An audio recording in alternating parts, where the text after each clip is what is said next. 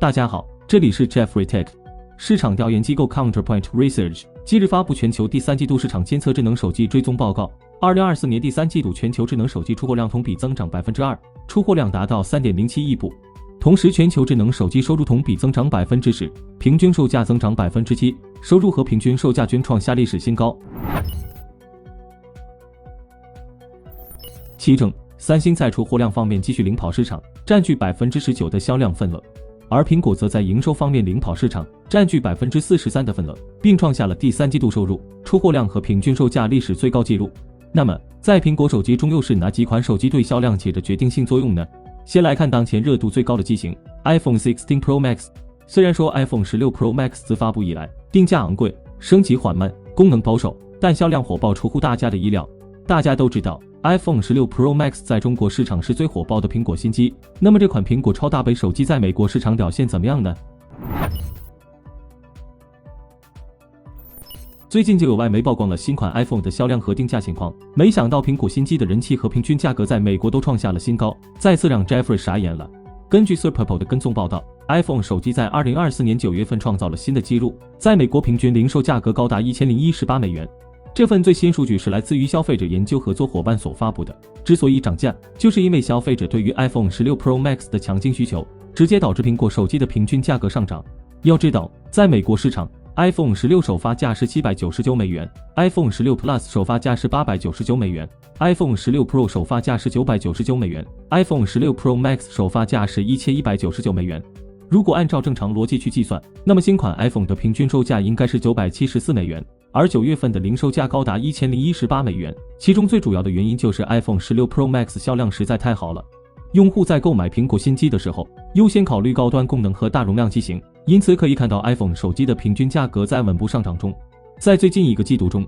所有出售的 iPhone 新机中，其中 iPhone 16 Pro 和 iPhone 16 Pro Max 的销量占比 47% 以上，相比去年同期暴涨 38%。苹果从2018年开始就停止对外公布 iPhone 手机的销量，但美国消费者研究合作伙伴根据5年来在美国销售的 iPhone 手机价格和数量进行数据分析，认为超大杯机型的销量占比是越来越高。其中一个非常明显的数据可以体现出来，2024年9月份，新款 iPhone 在美国零售平均价是1018美元，2024年6月，平均售价是971美元，而2023年9月，平均售价是918美元。这组数据直接可以体现出iPhone 16 Pro Max 在新机销量中的占比有多高。现在的用户存储的照片和视频越来越多，每次更换新 iPhone 后，下意识会入手容量更大的机型，而且随着时间的推移，苹果手机用的越久，对于大容量的需求就会越来越大。iPhone 16 Pro Max 由于起始容量是 256G， 要比 iPhone 16 Pro 起始容量多了 128G，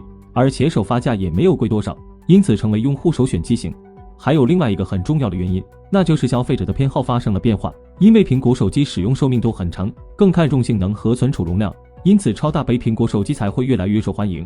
这么看来，今年 iPhone 16 Pro Max 销量最好也不足为奇了。如果第2年更换手机的话， iPhone 16 Pro Max 以旧换新的抵扣费用也会更高。话说回来， iPhone 16系列虽然卖得很好，但对于 iPhone 15系列用户来说，其实并不值得升级。其实，在 iPhone 16发布后， iPhone 15系列反而更香了，这也导致旧款 iPhone 在降价后销量持续攀升。根据调查机构 Counterpoint Research 发布的最新数据显示，2024年第三季度全球销量最高的10款机型中， iPhone 15凭借 3.5% 的销量占比，成为全球最畅销的苹果手机，而 iPhone 15 Pro Max 依旧稳坐第2名，第3名是 iPhone 15 Pro。榜单前10名机型中，有4款是苹果手机，还有5款三星手机，1款是红米手机。其实，在 iPhone 16系列刚发布的时候， iPhone 15 Pro Max 就从苹果官网下架了，但 Jeffrey 就曾预计这将是最香的苹果手机，因为 iPhone 15 Pro Max 内存是 8G， 而且也支持5倍光学变焦拍摄。另外 A17 Pro 处理器也是3纳米制程工艺芯片，可以说 iPhone 16 Pro Max 相比 iPhone 15 Pro Max 升级力度其实并不算大。更关键的是 iPhone 15 Pro Max 下架后，在第三方电商平台还可以购买，并不意味着停产，并且要比首发价便宜超过 20%， 可以说性价比超高。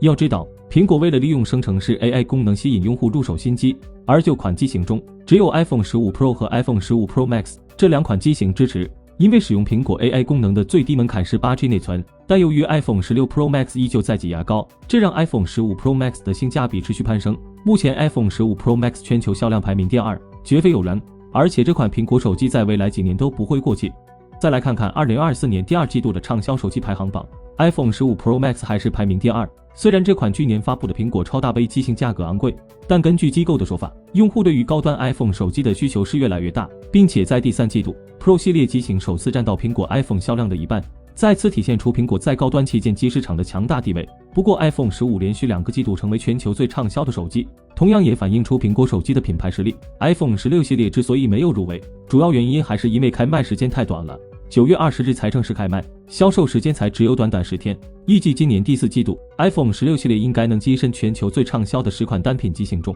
Jeffrey 认为，如果大家预算不够，又想体验续航强劲的 iPhone， 那么 iPhone 15系列中还是首选 iPhone 15 Pro Max， 因为这款苹果超大杯机型虽然是去年发布的，但现在降价后性价比高，其实还是蛮香的。在许多性能方面，其实 iPhone 15 Pro Max 并不输 iPhone 16 Pro Max。如果你预算充足的话，那么 iPhone 16系列中还是首选 iPhone 16 Pro Max。如果你已经入手了 iPhone 15 Pro Max， 那就不建议买 iPhone 16 Pro Max 了。这款去年发布的苹果超大杯机型，至少未来3年都不会过气。以上就是本期视频的全部内容了。你觉得 iPhone 15 Pro Max 有升级的必要吗？欢迎和我们交流互动。想了解更多数码资讯，记得关注我们的频道。我们下期再见。